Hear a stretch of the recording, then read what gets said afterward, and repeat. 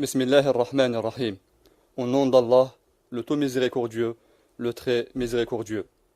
Le mérite du tawhid en islam. Certes, la louange est à Allah. Nous le louons, implorons son secours et lui demandons le pardon.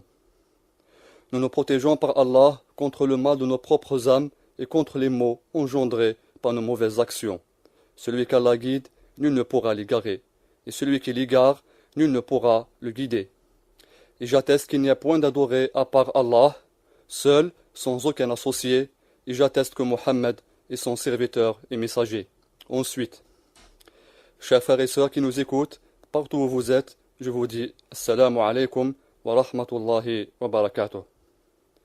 Nous voilà au rendez-vous avec un nouveau cours dans lequel nous découvrirons tous ensemble un sujet infiniment important, car Allah, pureté à lui, l'on a classé en première position dans notre chère religion. Donc, aujourd'hui, je vous parlerai du tawhid, terme islamique que l'on traduit communément par le mot unicité.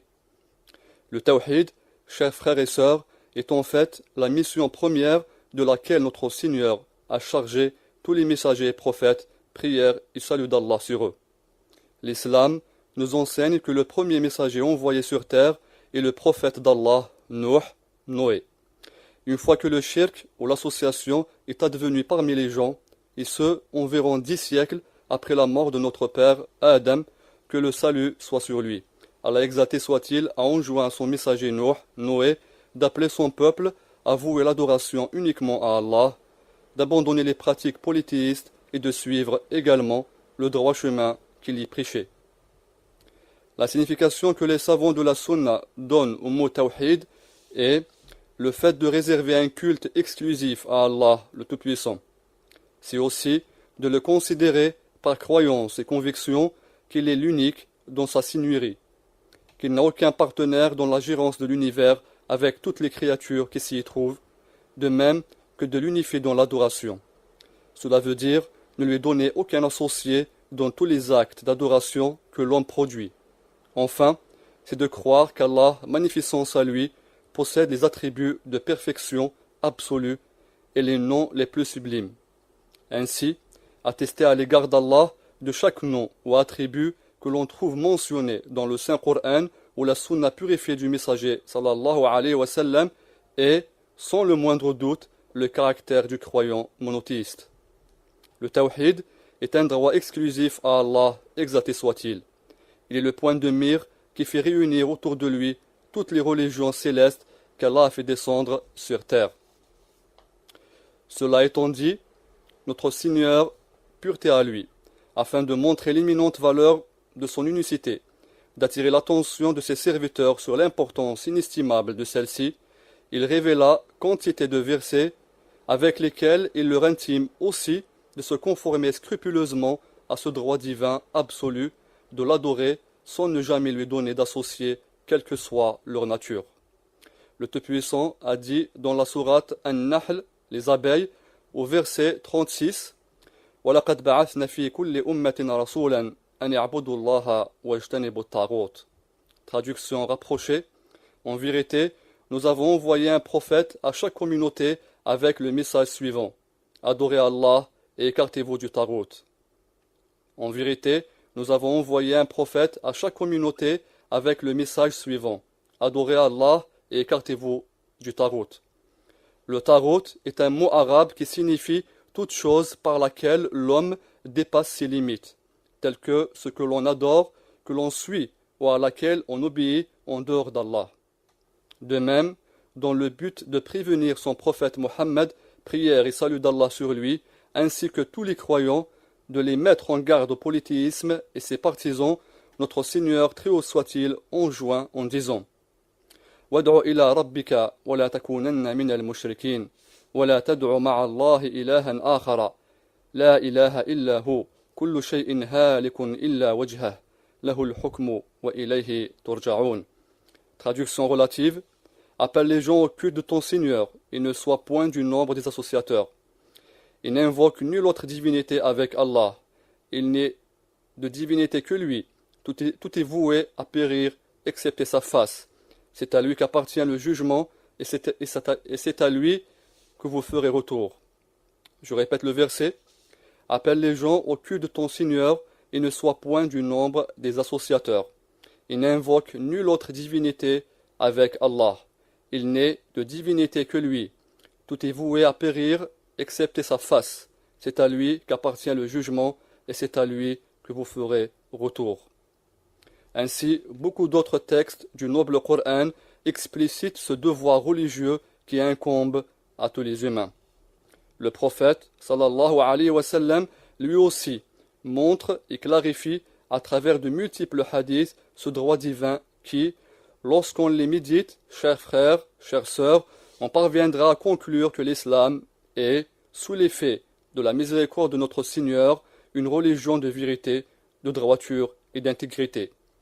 L'islam reconnaît à l'homme son droit de vivre dans la paix et la sérénité dans ce bas monde, ensuite de jouir des délices et des félicités dans l'au-delà, mais en même temps, il l'incite fortement à pratiquer les œuvres d'adoration en n'ayant qu'une seule intention, en n'empruntant qu'une seule direction, l'unicité d'Allah, le tawhid. À ce sujet, le messager d'Allah, Mohammed, prière et salut d'Allah sur lui, a dit un jour à son compagnon, Mu'adh ibn Jabal, qu'Allah soit satisfait de lui, Ya Mu'adh, atadri ma haqqu Allahi ala al-ibad, wa ma haqqu al-ibadi ala Allah? Qultu, Allahu wa rasuluhu a'lam. قال حق الله على العباد أن يعبدوه ولا يشركوا به شيئا وحق العباد على الله أن لا يعذب من لا يشرك به شيئا. Traduction relative. Ô Mu'adh, sais-tu quel est le droit d'Allah sur ses serviteurs? Allah et son messager sont plus savants, lui dit Mu'adh. Le prophète sallallahu alayhi wa sallam lui dit, son droit sur eux est qu'ils l'adorent, sans ne rien lui associer. Ô Mu'adh, sais-tu quel est le droit des serviteurs sur Allah s'ils l'adorent sans ne lui donner d'associé? Allah et son messager sont plus savants, dit Mu'adh.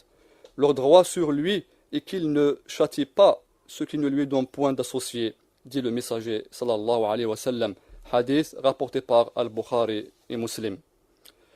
Par ailleurs, dans ses invocations, le prophète, prière et salut d'Allah sur lui, démontrait et déployait les hauts égards du tawhid. Je cite, parmi tant d'autres, une par laquelle ils s'en remettaient entièrement à Allah. Les différents passages de celle-ci indiquent le rôle de l'unicité et la nature du lien qu'elle crée entre le serviteur et son Seigneur. Donc, d'après Ibn Abbas, radiyallahu anhuma, le messager d'Allah, sallallahu alayhi wa sallam, disait Allahumma laka aslamt, wa bika amant, wa alayka tawakkalt, wa ilayka anabt, wa bika khasamt. Allahumma inni a'udhu bi'izzatik, la ilaha illa an tudillani, anta al-hayyu alladhi la yamut, wal jinnu wal insu yamutun. Traduction rapprochée.